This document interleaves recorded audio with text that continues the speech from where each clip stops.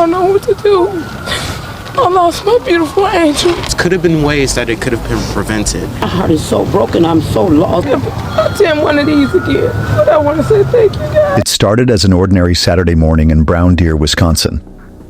The sky was cold and overcast.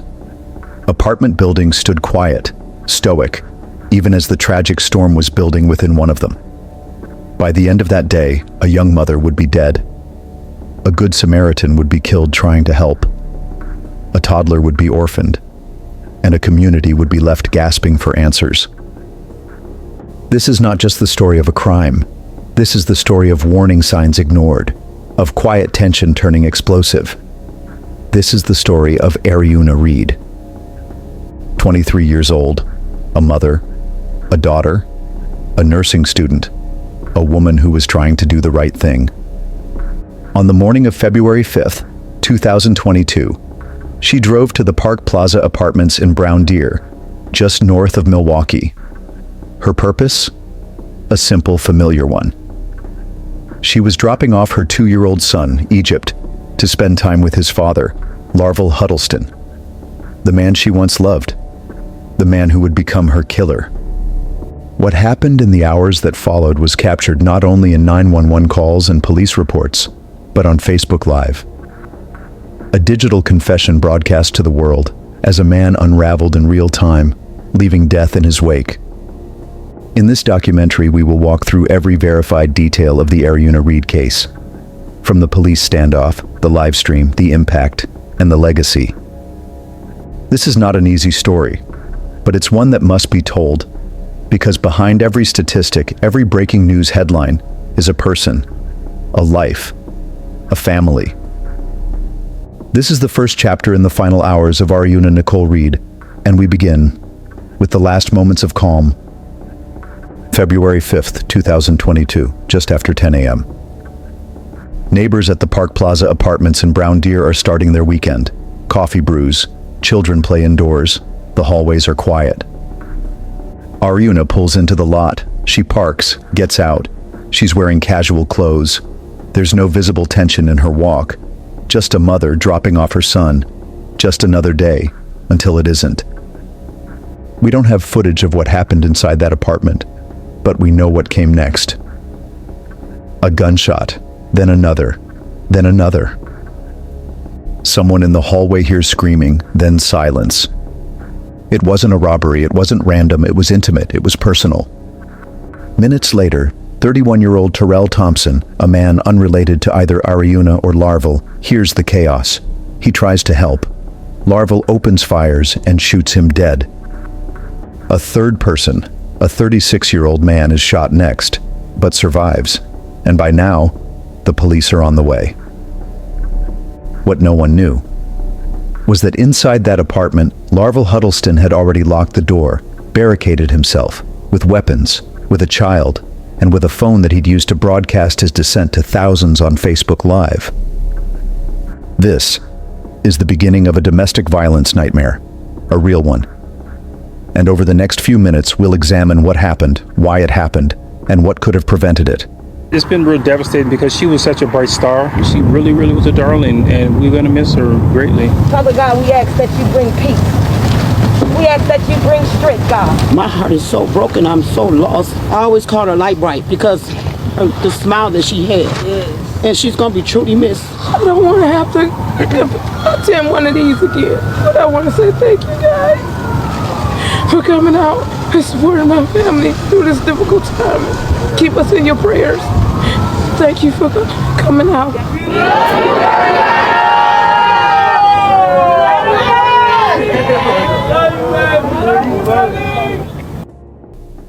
Because Ariuna Reed didn't deserve to die. She deserved protection. She deserved to be believed. She deserved to raise her son. Instead, her story ends here. But today, we begin to tell it. Before the headlines, before the tragedy, before the gunshots, there was a young woman with hopes, with dreams, with light in her eyes. Her name was Ariuna Nicole Reed, and she mattered.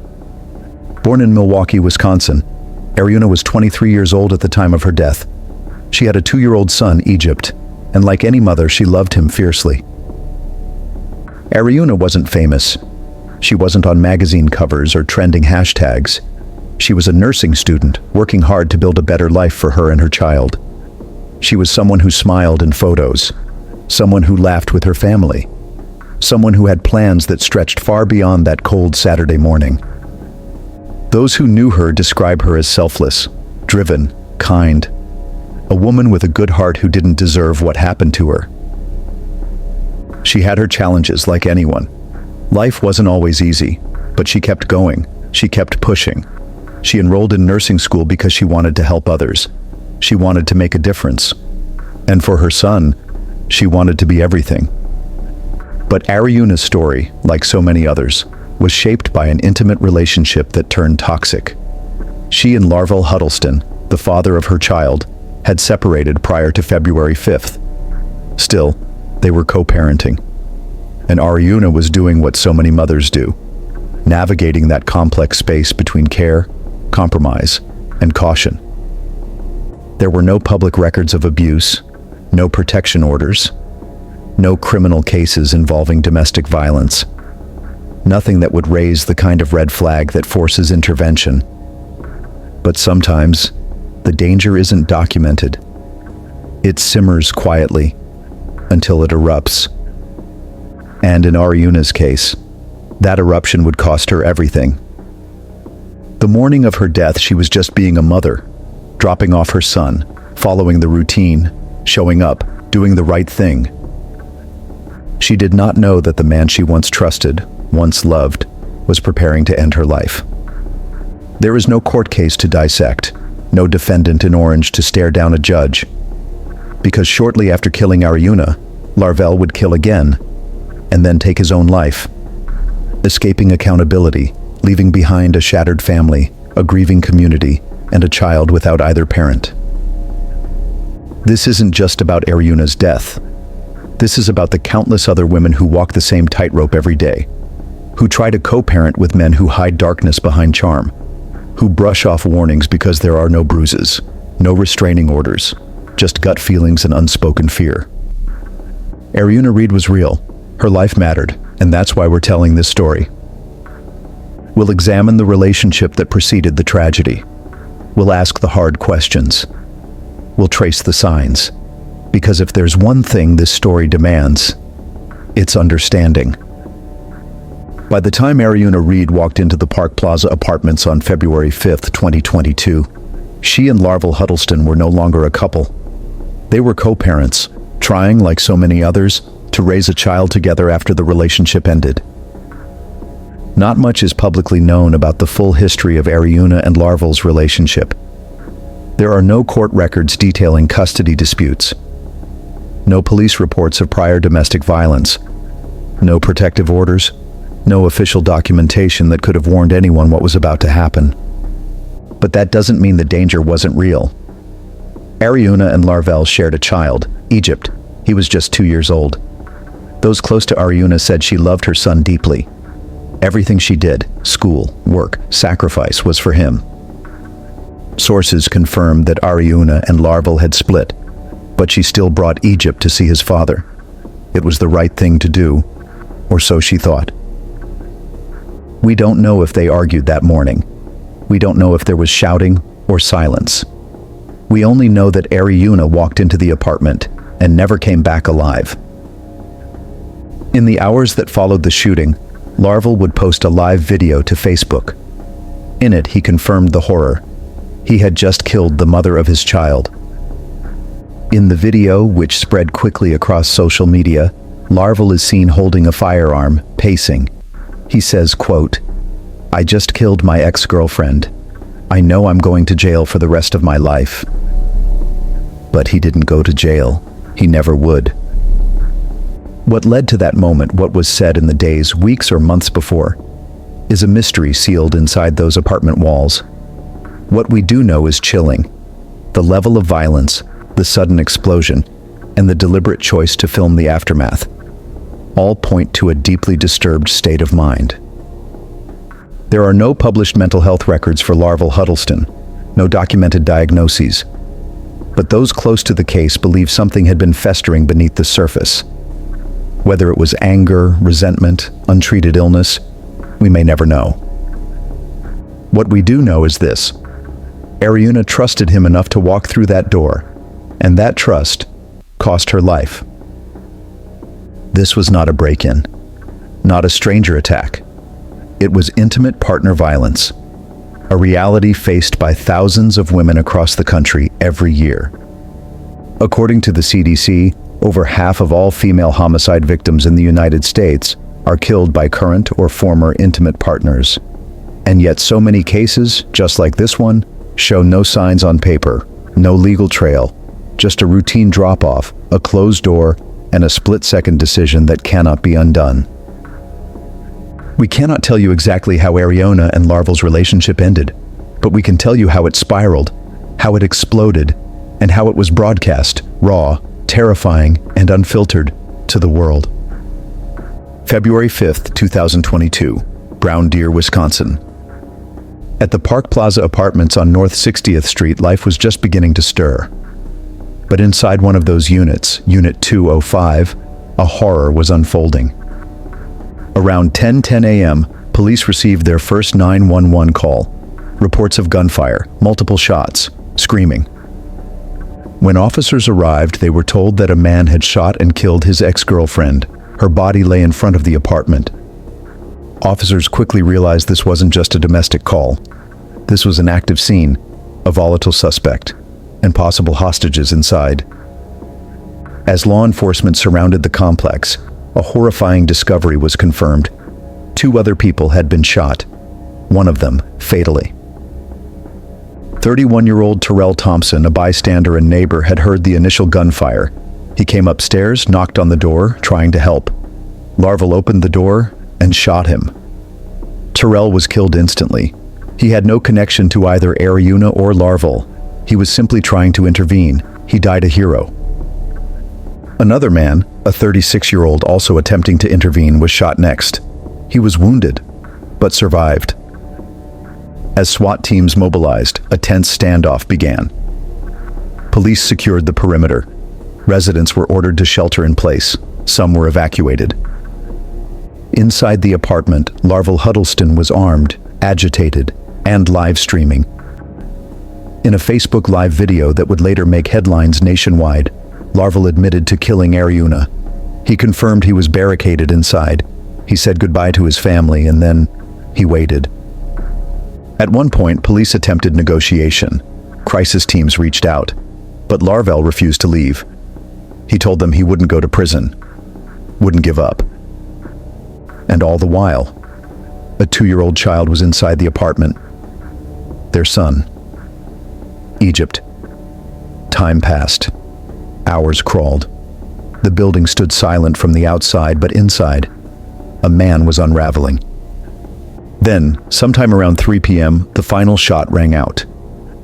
When officers entered the apartment, they found the bodies. Larval Huddleston had turned the gun on himself. He was dead. Ariuna was already gone. So was Terrell Thompson.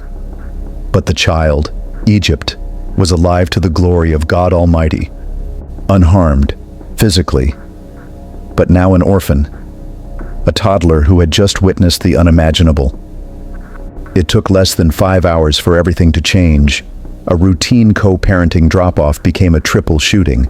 A good Samaritan was killed, and a community was left stunned by a tragedy that unfolded not in shadows, but in plain, terrifying view. What happened inside that apartment on the morning of February 5th is not fiction. It is not dramatization. It is the devastating reality of intimate partner violence. And it happened in front of a lens. Larval Huddleston, moments after killing Ariuna Reed and fatally shooting a neighbor, opened Facebook and began to stream. He held the phone in one hand, a gun in the other. The camera shook as he paced the apartment, speaking directly into the lens, like a confession, like a warning, like a man completely unhinged. In that video, Larval said these exact words: "I just killed my ex-girlfriend because she lied on me." He said her name, spoke it aloud, then added, "She said I put my hands on her, She lied. To anyone watching, it was surreal, real-time horror, a man broadcasting the aftermath of a murder, cold, emotionless, erratic. At one point, Larvell turned the camera to the child, his son. He said, quote, "He's okay. I'm keeping him calm." That child had just witnessed the death of his mother. For nearly 10 minutes, Larvell rambled. He shifted blame, claimed victimhood. He said he wasn't going to prison, that he'd rather die. And in the background, an eerie quiet, a child's cry, a glimpse of a crime scene the world wasn't meant to see. At no point did he express remorse, no apology, no grief, just defiance and determination. He ended the stream by saying goodbye to his family, his mother, his father. Then he turned off the camera and waited. The video spread fast. Some viewers called 911. Others watched in horror, helpless, unsure if it was real. But it was real. Facebook later removed the video, citing policy violations. But by then, it had already been downloaded, re-uploaded, dissected. The digital footprint of a killer, immortalized on the internet. Police would later confirm the video was posted after Aryuna was killed, during the standoff, as her body lay nearby, as their child sat feet away. This was not just murder, this was performance, a twisted attempt to control the narrative in real time, to leave a legacy soaked in violence. And the question echoes, why did he broadcast it? Was it for fame? For power? For ego? Or was it simply the final act of a man who wanted the world to watch him burn? Miraculously, the 2-year-old was unharmed, physically. But what he saw, what he heard, what he lived through in those long hours, alone with the bodies of his mother and father, can never be undone.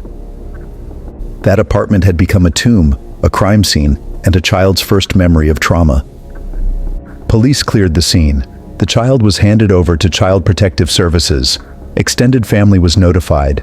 The apartment was sealed. And with that final shot, the criminal investigation ended. There would be no trial, no cross-examination, no defense or sentencing. Larvell Huddleston would never answer for what he did. He'd written his own ending and forced everyone else to live with it. Egypt was taken into protective custody. The state of Wisconsin's Child Welfare Division stepped in. He was placed with relatives, though authorities never disclosed where, out of respect for his privacy and safety. There would be no reunification. His mother was dead. His father had taken his own life. The apartment he once called home was now a crime scene, and a memory that would scar him forever.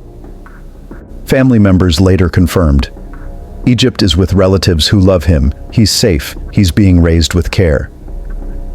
But safety doesn't erase trauma. And while we may never know the full extent of what Egypt saw, psychologists agree. Witnessing that kind of violence at such a young age changes the brain. It changes the soul.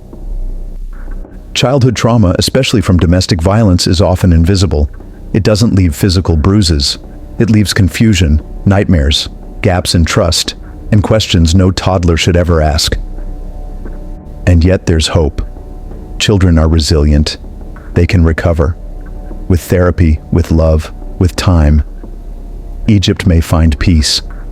He may grow to understand that what happened that day wasn't his fault. That his mother loved him. That his life, unlike theirs, still holds light. Egypt survived, and now the world owes him something more than sympathy. It owes him silence when he needs it, answers when he's ready, and a chance to write a story far greater than the one he was born into. February 5th, 2022 will forever be remembered in Brown Deer, Wisconsin. Not because of headlines, not because of body counts, but because a young woman, full of life, dreams, and purpose, was silenced in front of the world, and no one could stop it. Aryuna Reed was more than a victim. She was a mother, a daughter, a friend, a fighter. Her family still speaks her name. They still share her smile in photos. They still visit her grave, wondering what more she could have become if that day had ended differently. She had a future. She had plans. And now her story lives on, not just in grief, but in purpose. Her death sparked uncomfortable conversations in the community about domestic violence, about gun access, about mental health, and about the importance of listening to the signs when someone is crying for help, even silently. Ariuna's story is a cautionary tale, but it's also a call to action. To check in with our loved ones more often. To take every post, every cry for help, every uneasy vibe seriously. To speak out when something feels wrong, even if it's not our business, even if we're afraid of overstepping. Because silence kills. Egypt, her son, survived that day. But he will grow up without a mother. Her family will continue healing from something that never should have happened. And her community will carry the scar of that morning, always. We may not be able to go back in time and save Ariuna, but we can honor her by making sure no other woman feels trapped, no other child grows up in silence, and no other neighbor dies trying to do the right thing like Terrell Thompson did. We share these stories not to shock, but to awaken. If this story moved you, if you believe in giving voice to the voiceless, if you want to help shine a light on real cases that matter, please take a moment right now to share this video. It only takes a second, but your share could help someone spot a red flag. It could raise awareness. It could save a life. And if you want to stay informed on real crime stories like this, subscribe to the channel. We post detailed breakdowns of real cases every day. No sensationalism, just facts, real stories, real people. Ariuna Reed's voice was taken away. Let's make sure her story never is. Thank you for watching. Stay tuned to the channel for more.